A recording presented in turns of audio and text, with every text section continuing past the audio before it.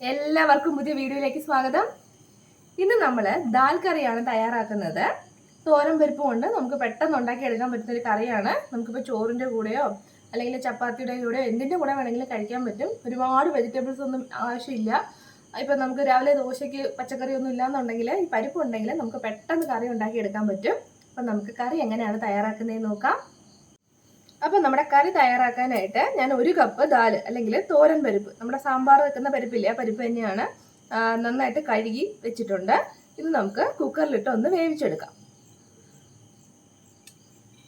ഞാൻ കഴുകി വെച്ചിരിക്കുന്ന പരിപ്പാണ്, അത് നമുക്ക് കുക്കറിലേക്ക് ഇട്ട് കൊടുക്കാം.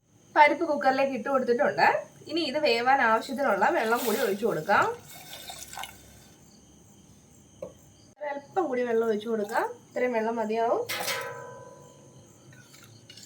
നമ്മൾ ഈ സമയത്ത് ഉപ്പൊന്നും ഇട്ട് കൊടുക്കണ്ട കേട്ടോ. ഇതൊക്കെ നമുക്ക് പിന്നെ ചേർത്ത് കൊടുക്കാം. ഇപ്പം ഇട്ട് കൊടുക്കേണ്ട ആവശ്യമില്ല. ഇനി ഇതിലേക്ക് ഒരു തക്കാളിയും ഒരു 4 പച്ചമുളകും കീറിയത് നമുക്കൊന്ന് ചേർത്ത് കൊടുക്കാം.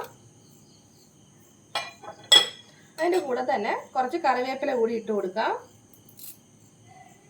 ഇത്രയും ചേർത്ത് നമുക്ക് നന്നായിട്ടൊന്ന് വേവിച്ചെടുക്കാം. അധികം വേവൊന്നുമില്ല, ഒരു 3 വിസിൽ മതി. അപ്പോഴേക്കും നമുക്ക് നന്നായിട്ട് വെന്ത് കിട്ടും.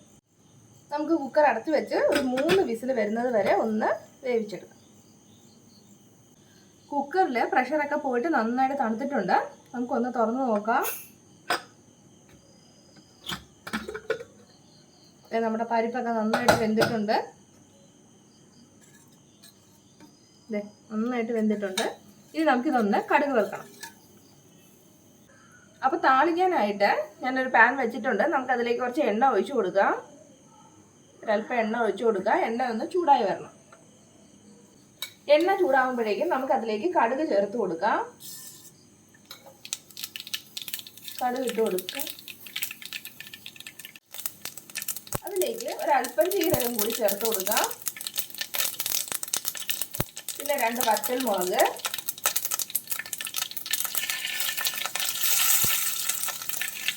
അതിൻ്റെ കൂടെ തന്നെ കുറച്ച് കറിവേപ്പില കൂടി നമുക്ക് ഇട്ട് കൊടുക്കാം.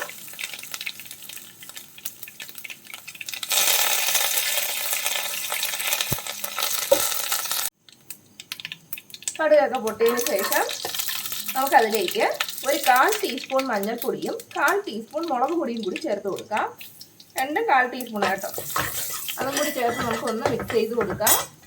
കൂടെ തന്നെ ഒരല്പം മാത്രം കായം, വളരെ കുറച്ച് മതി, കുറച്ച് കായപ്പൊടി കൂടി ചേർത്തിട്ടുണ്ട്. ഒന്ന് മിക്സ് ചെയ്ത ശേഷം നമ്മൾ വേവിച്ച് വെച്ചിട്ടുള്ള പരിപ്പ് ഇതിലേക്ക് ചേർത്ത് കൊടുക്കാം.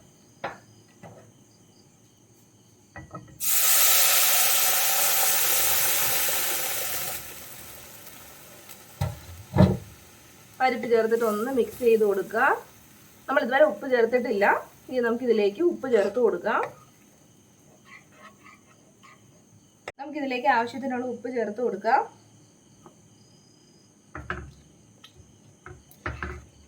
ഉപ്പ് ചേർത്ത് കൊടുത്തതിന് ശേഷം കുറച്ച് വെള്ളം കൂടി നമുക്കിതിലേക്ക് ചേർത്ത് കൊടുക്കാം. ഇതിപ്പോൾ ഒരുപാട് തിക്കാണ്, കുറച്ച് വെള്ളം കൂടി നമുക്ക് ചേർക്കാം. ഞാൻ ആ കുക്കറിൽ തന്നെ കുറച്ച് വെള്ളം എടുത്തിട്ട് ഇതിലേക്കിട്ട് ചേർക്കുവാണ്. ഇനി ഇത് നന്നായിട്ടൊന്ന് തിളയ്ക്കണം. നന്നായിട്ടൊന്ന് തിളച്ച് വരട്ടെ. നമ്മുടെ ദാൽ കറി റെഡി ആയിട്ടുണ്ട്. നമുക്ക് ഇനിയും കുറച്ചും കൂടി തിക്കാവണം എന്നുണ്ടെങ്കിൽ ആവും. പക്ഷേ ഇത് പരിപ്പല്ലേ, അപ്പോൾ കുറച്ചും കൂടി ഇരിക്കും തോറും അത് കുറച്ചുകൂടി തിക്കായിട്ട് വരും. നല്ല ടേസ്റ്റാണ് കേട്ടോ. നമുക്ക് എന്തിൻ്റെ കൂടെ വേണമെങ്കിലും കഴിക്കാൻ പറ്റുന്നൊരു കറിയാണ്. വീഡിയോ ഇഷ്ടപ്പെട്ടാൽ നിങ്ങളെ ചാനൽ സബ്സ്ക്രൈബ് ചെയ്യാം. പുതിയൊരു വീഡിയോയുമായി നമുക്ക് വീണ്ടും കാണാം. അതുവരെ ബൈ ബൈ.